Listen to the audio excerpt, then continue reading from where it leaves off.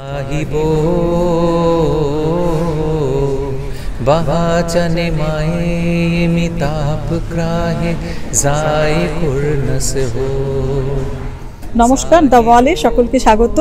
আমরা আজকে চলে এসেছি স্টার মার্কে ভাস্বর চট্টোপাধ্যায়ের বইয়ের উদ্বোধনে।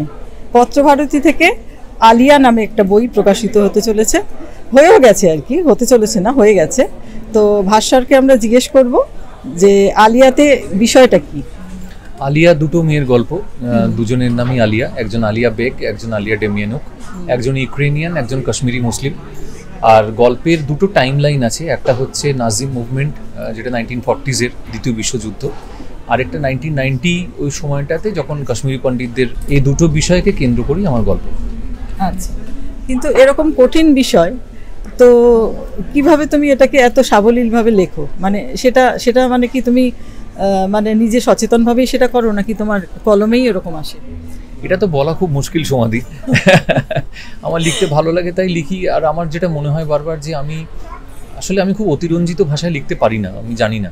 মানে আমার মনে হয় যত সহজ লিখবো তত সহজে লোকের কাছে পৌঁছবে গিয়ে, তত সহজে এখানে গিয়ে পৌঁছবে।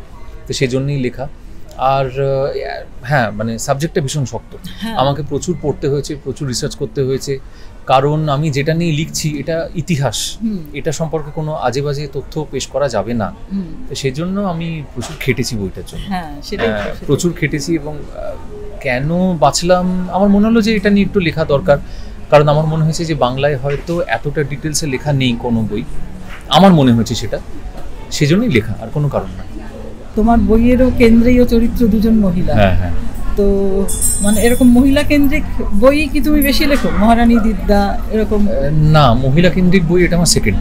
এর আগে যেটা লিখেছিলাম আলোর উপত্যকা, অন্য উপত্যকা বা শ্রীকান্ত মঞ্জুলের রহস্য, সবকটাই নর্মাল রহস্য ডিটেকটিভ, কিন্তু মহিলা কেন্দ্র চরিত্র ছিল না।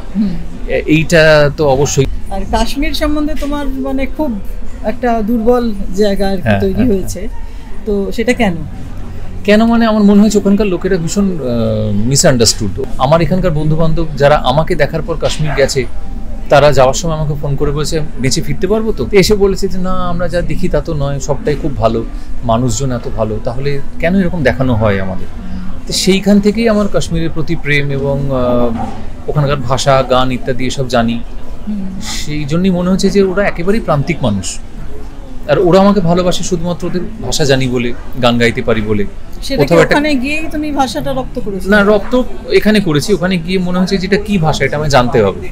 তারপর আমি অনলাইন ক্লাস করে সেটা শিখেছি। হ্যাঁ, গানও সেভাবে শিখেছি। আজকে আমি প্রায় 50-52টা কাশ্মীরি গান জানি। ওখানকার যারা টপ সিঙ্গার তারা আমার প্রচণ্ড মানে বন্ধু। এবং এখানে যখন ওখানে যখন আমার ভাইদের বিয়ে হয়, সেই বিয়ে বাড়িতে আমাকে এখান থেকে নিয়ে যায় গান গাইতে। এটা পরম পাওয়া। তাহলে আমাদের দর্শকদেরও একটুখানি 5 লাইন অন্তত শোনাও 50টা গান। আচ্ছা ঠিক আছে, একটা কাশ্মীরি গান আমি শুনিয়ে দিচ্ছি। সাহিবো বাহাচনে মায়ে মিতাপ ক্রাহে যায় কুরনস হো। সাহিবো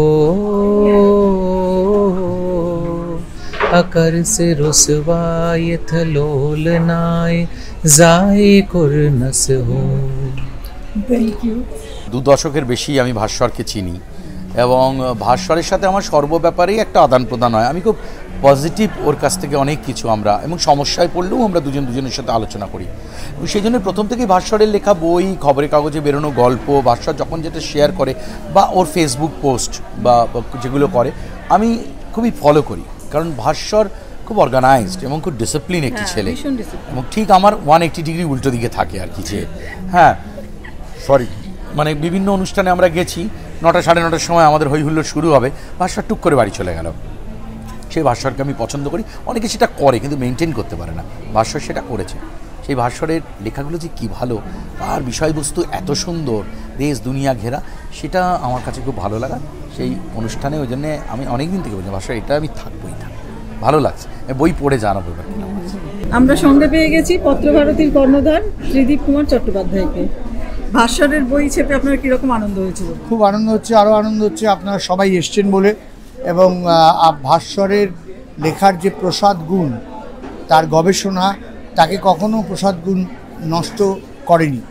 গবেষণাকে ছাপিয়ে গেছে লেখার প্রসাদ গুণ। এবং এই বইটি আলিয়া বা তার আগের বইগুলো আমি পড়ে ব্যক্তিগতভাবে মুগ্ধ হয়েছি। এবং আমি বিশ্বাস করি যে ভাস্বর অভিনয় যেমন একটা নিজস্ব ছাপ রেখেছে, লেখক হিসেবে অতি দ্রুত ও বাংলা সাহিত্যে নিজের জায়গা করে। আসলে ভাস্বরের লেখার মধ্যে একটা অদ্ভুত প্রাণ আছে, একটা জীবন্ত আছে, কিন্তু সেটা একদম ভারী না, মানে সেটা মনে ভার সৃষ্টি করে না, বরং মনকে খুব উজ্জীবিত করে, মনকে ইন্সপায়ার করে। ভাস্বরের লেখার একটা অদ্ভুত সুন্দর গতি আছে, যে গতিটা আমাদের থিয়েটারে খুব প্রয়োজন। আমি সেই জন্যেই ভাস্করকে বললাম, ভাস্কর তুমি একটা এমন কিছু লেখো যেটা আমি থিয়েটার করতে পারি, আমি ডিরেক্ট করতে পারি। ভাস্করের লেখার মধ্যে সব থেকে বড় কথা যে সেন্সিটিভিটি আছে, প্রত্যেকটা চরিত্র ভাস্কর যেভাবে গঠন করে, যে চরিত্রগুলোকে ভাস্কর প্রাণ দেয়, সেগুলো আমরা চারপাশে দেখতে পাই, চারিদিকে আমাদের মধ্যেকার মানুষই। এমন কোনো চরিত্র ভাস্কর তৈরি করে না যেটা আনবিলিভেবল, যেটা বিশ্বাসযোগ্য নয়। প্রত্যেকটা চরিত্র বিশ্বাসযোগ্য, প্রত্যেকটা চরিত্র এত সুন্দর ফুল ফ্লেজড। তার সঙ্গে ভাস্বরের প্লট যেভাবে এগোয়, এই দুটো কাজ একসঙ্গে করা কিন্তু খুব আমার মনে হয় না it's very easy, it is difficult. কিন্তু ভাস্বর সেটা খুব সুন্দরভাবে একটা প্লটটাকে এগিয়ে নিয়ে যায়, চরিত্রগুলোকে ফুল ফ্লেজড একটা ক্যারেক্টার দেয়। তো আমার তো মনে হয় ভাস্বরের লেখার আমি খুব বড় ফ্যান, এবং আমি চাই ভাস্বর আরও লিখুক, ভাস্বর আমাকে একটা নাটক লিখে দিক, আমি এই চাই।